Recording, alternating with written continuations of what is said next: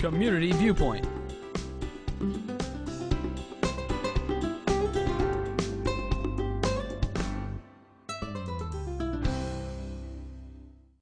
And welcome once again to Community Viewpoint. I'm John Pawluk, your host for this segment. And we have a real treat for us today.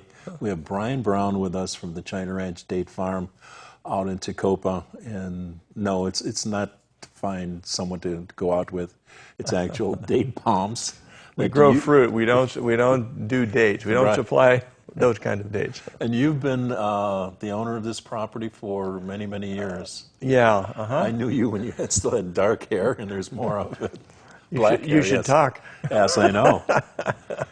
Yeah. My late wife Bonnie and I moved there in 1979. She passed unfortunately in 2015. But yeah, my son is now, Travis has moved back to the ranch from Los Angeles, and he's taking over. So I'm transitioning into semi-retirement and handing the work to him and the opportunity.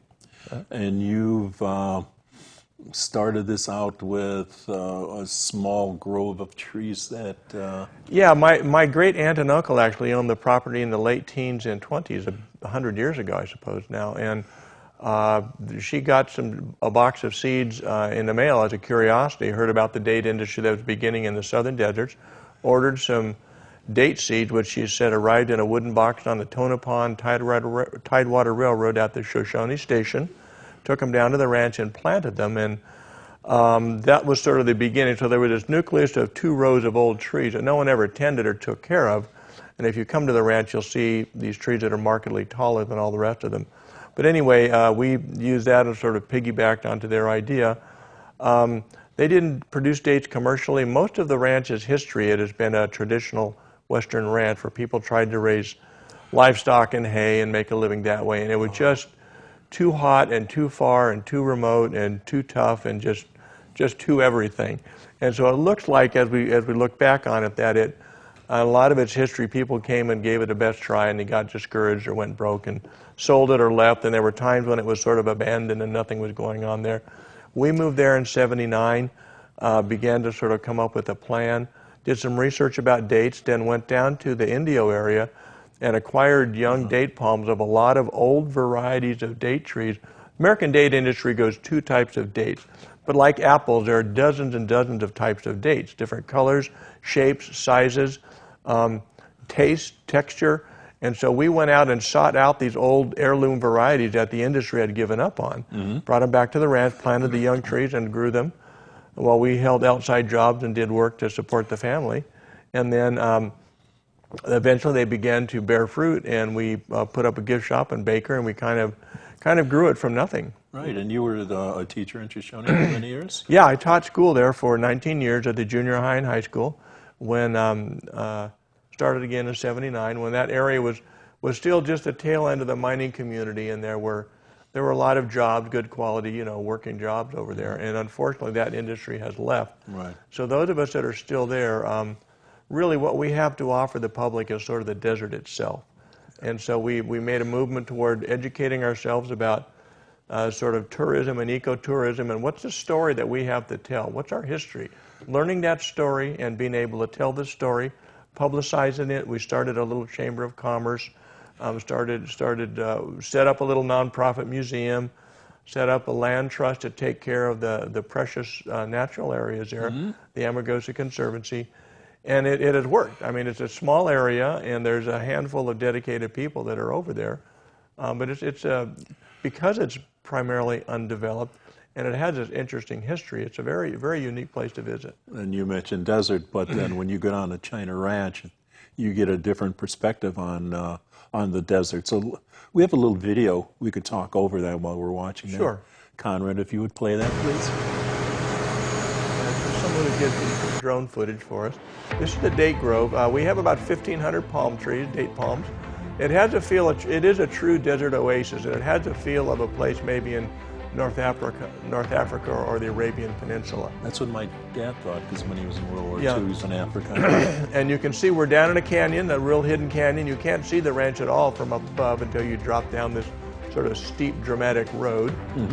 There's a nice shot of it. There's a running stream, Willow Creek, that runs year-round. We've got running water there. We take good care of that water. That is your lifeblood? That's it. It is exactly. So we understand that, and we leave water for the wildlife and the plants and animals. There's a little Ice Age remnant fish in the Nevada speckled dace that lives in our stream. Right. There's a nice shot of some of the groves. We're open all year round. It's hot this time of year, but we are open. You can come and get a nice frosty date shake.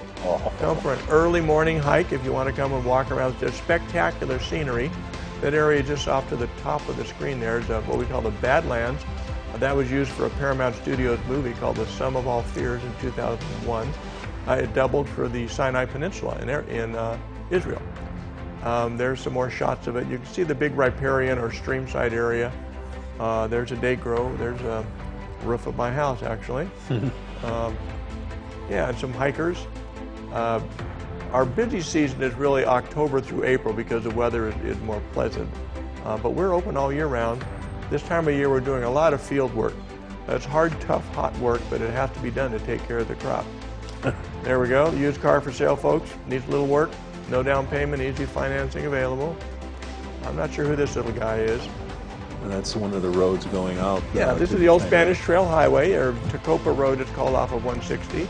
It roughly follows the trail of the Spanish Trail, which was 1820 to 1850, was a route from Santa Fe, what was then Mexico, to Los Angeles, Mexico. It's Immigrants Pass there? That's Immigrant Pass, that's right, up at the very top. There's a marker in the best preserved section of the old mule track. Yes. John Fremont, Kit Carson, Brigham Young, a lot of very famous people traveled this trail. So when you're down there, you're walking in the footsteps of it. As they're doing over there. So that's very interesting. And this time of the year, like you said, the foot traffic isn't that high because of the temperature, but Right. you're doing a lot of selling of the plants? Yeah, well, we're selling plants. We sell the small date palms. They will grow in Pahrump if you're interested. And we're also tending the crop. Dates are very labor intensive. They don't lend themselves to mechanization. So we just got to have bodies out there in the fields doing the work. So we start early. Monday we're dropping it back to 5 a.m. So we're done by noon. There's a nice shot of some of the dates. That's probably about August when we've got them wrapped. There's an old photo. We've got them wrapped in old clothing. We were so poor we came to the thrift stores in Pahrump and got old clothes and cut them up and used them for wrap. There's the old trees I was talking about. Those trees are about 100 years old. Wow. They still bear fruit. We get up in those every year. Those are the source of some of our China Ranch hybrid dates, which are just really delicious, succulent ones that you won't find other places. You have to pollinate those by hand. Yeah. So the trees are on an annual cycle. They flower in the spring. We collect the male flowers, dry the pollen, and use that to dust the female flowers. Once a fruit is set, this time of year we're going in and bending the fruit stalks down and tying them to a supporting branch, because the bundles of fruit, as you saw in that one picture, they can get so big and heavy. If you don't tie them to a branch for support, they can actually snap off. And if you figure each of those bundles is probably worth $50 to $100, if you start breaking those branches, it gets pretty costly pretty fast. So if you didn't cover those, what would happen to the Well, fruit? because we also grow a lot of really soft varieties of dates, the birds love them. And so bird damage, and also the covering gives them a bit of shade, protects them from, if the skin it can get a little sunburn and then the skin gets tough. At that point, those type of dates, we'll pit them and grind them into the date paste, which we sell to restaurants and wholesalers, and we also use that in our milkshakes and our bakery goods. Ah, the milkshake. Uh-huh. Yes. That's such a treat when you go down there. You take a hike, and that's, what's her name? Oh. The lady? Oh, that was Katrina. That was her name, Yes. one of our former employees. That's the kitchen in the back, where you make the cookies, which I like the white chocolate cookies. It's a little shot of the kitchen. It's a small little business. It's a cozy place. It's a nice place and the bread is made back there too. Sure. And then what else do we have there of the shop itself? Oh, this is one of the favorite shots of the tourists when they come down there. Well, we do a nice cactus garden, and we bring in some Sonoran desert cacti like this saguaro there that don't grow native in this area. They will grow here. You just have to take care of them. Right. And so from European travelers, they love to see that. And here's the inside shot of the gift shop. It's always changing. We're always bringing in new products. But we go to Arizona, we go to Mexico proper, we go to New Mexico. We have local artisans that have things on consignment there. So we try to have a nice mix of unusual gifts that people won't find elsewhere. You had the other picture too of the that's a favorite, Conrad. If you could pull that one up, of the truck. Yeah. That's coming up. Everybody takes their picture in front of this. That's like the perfect picture. Yeah, a guy actually built that for us, put it together from a whole bunch of scraps, and my wife and I had a significant argument about it. Because I told her that was a big waste of money and you should never do it. And of course, now thousands of people have taken that photo. Yes, and I have. She was very right, and I was very wrong on that one. So the only time I was ever wrong, however, on that. So okay. So it's from Pahrump. It's what? It's 45 miles. Yes. And the shortest way, if you're in the central part of the valley, the north end, is to go through Shoshone. Yes. If you're way at the south end, you could consider the other way on the Tacoma Highway on WAF 160.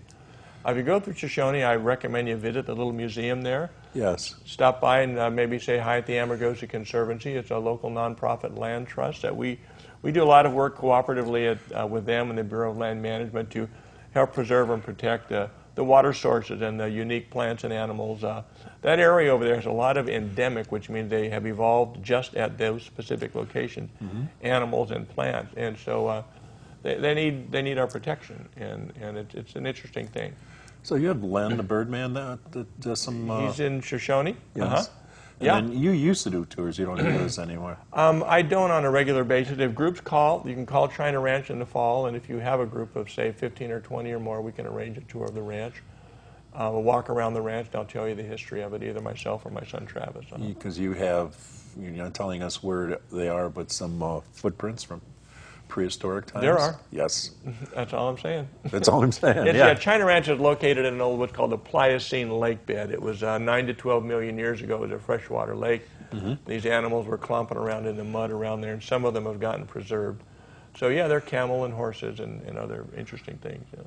Yes, because camels were out here before we were. Yeah, oh, well, sure, and horses, and they went extinct in what is now North America. Then they were reintroduced just a few hundred years ago by the Spanish. Camels briefly as an experiment, but that didn't work, and they're gone. Okay, so to see more of the history, to read about it, please go to the museum or go to China Ranch to do a tour, or have some of the shake, the date shake, have some of the dates, and gain a few pounds while you're over there. And it's so tasty, and it's my first date that I ever had. That didn't sound right, but anyway, you gave me my first date. John, that's pathetic. Yes, that's pathetic. Yes, it's a fantastic place to go. So thank you for coming up. Sure, and sure, always a pleasure. We'll come and see us at the ranch, please. Yeah, we'll see you soon. Bye. Community Viewpoint.